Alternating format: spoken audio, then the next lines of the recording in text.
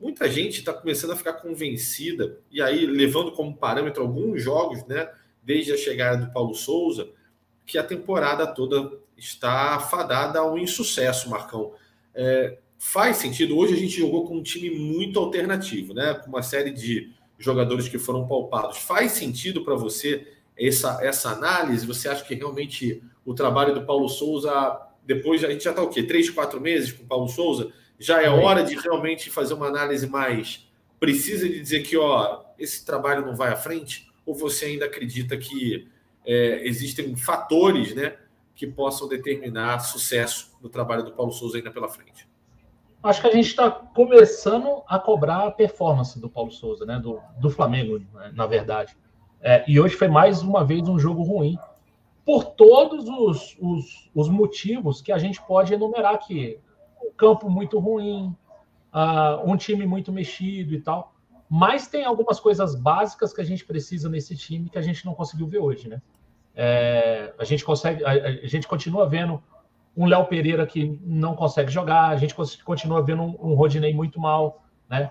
Hoje a gente não teve nada de intensidade, zero de intensidade, até o lance do gol e um golaço de bicicleta do Altos, né? E aí logo depois você vê o Bruno Henrique correndo numa bola, tomando, conseguindo jogar essa bola para o Pedro para sair o gol. Depois do gol que a gente sofre, aí parece que assim a soberba vai embora e esse time consegue jogar, né?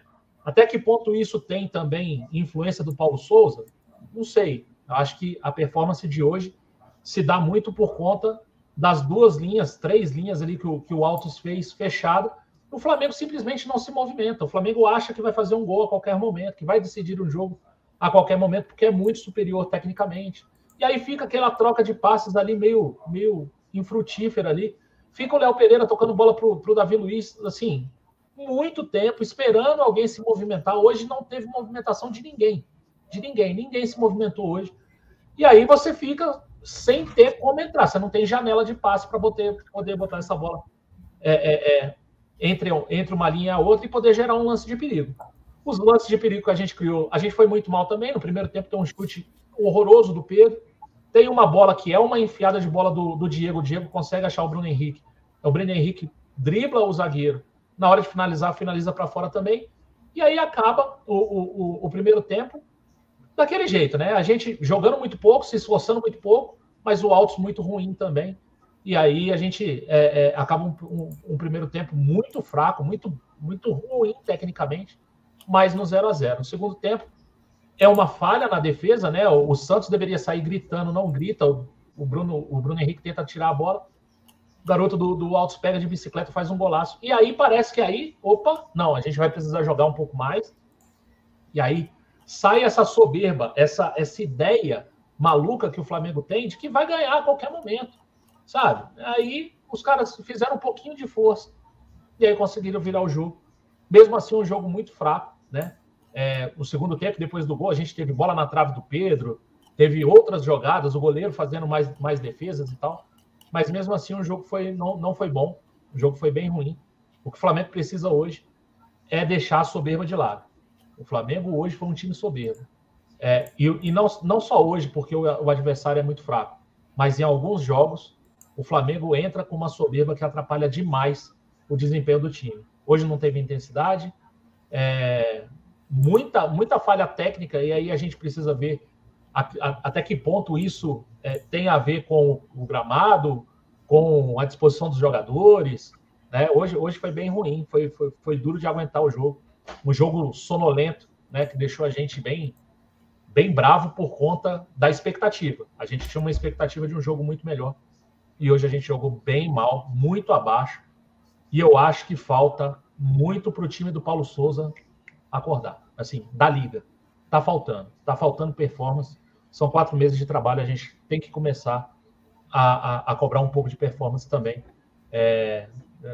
Aquela história de, tá no começo do trabalho e tal, é legal e é verdade, só que eu acho que precisa também conciliar isso com um pouco de performance. Hoje foi bem ruim.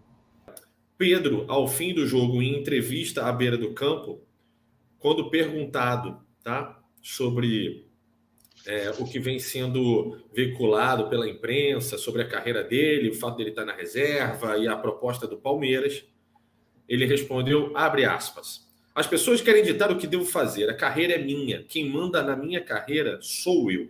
Claro que não quero jogar poucos minutos, mas tenho conversado com o Paulo e no meio do ano a gente vai conversar, ver o que é melhor. E isso deixou muitos torcedores rubro-negros agora apavorados sobre a possibilidade de, quem sabe, Pedro, então, agora, nessa janela de meio de ano, deixar o Flamengo por conta dessa declaração. E é a primeira vez que Pedro provavelmente levanta, como eu posso dizer, bota o tom um pouco acima do que é natural até do Pedro. Pedro é um jogador super calmo, super tranquilo, né? E parece que ele levantou um pouco o tom nessa entrevista. Você vê essa entrevista como polêmica, natural, normal, e claro, a gente quer ouvir a análise desse jogo, e se deu bem, hein? Se eu tivesse apostado, o manto número 2 estava em house, mas eu fui um cara gente boa contigo, meu querido. Boa noite. Foi gente boa, meus ovos. Você ficou com medo de perder. Teus ovos não são gente boa há muito tempo, Alan. Há muito tempo que teus ovos não são gente boa, cara. Gente boa, tá. Você também ficou com medo de perder e aí deixou de ganhar a camisa. Vamos lá. Normal o tom do Pedro. Lembrar que janela do meio do ano só se for para a Europa. Porque no Brasil, para o Palmeiras, que acabou se colocando ali, né, interessado, ele não vai conseguir jogar esse ano. O Palmeiras não vai contratá-lo para jogar apenas no ano que vem. Então, a gente vai ter que aguardar. Eu acho que é normal. Ele falou que quem decide a carreira dele, quem manda é ele.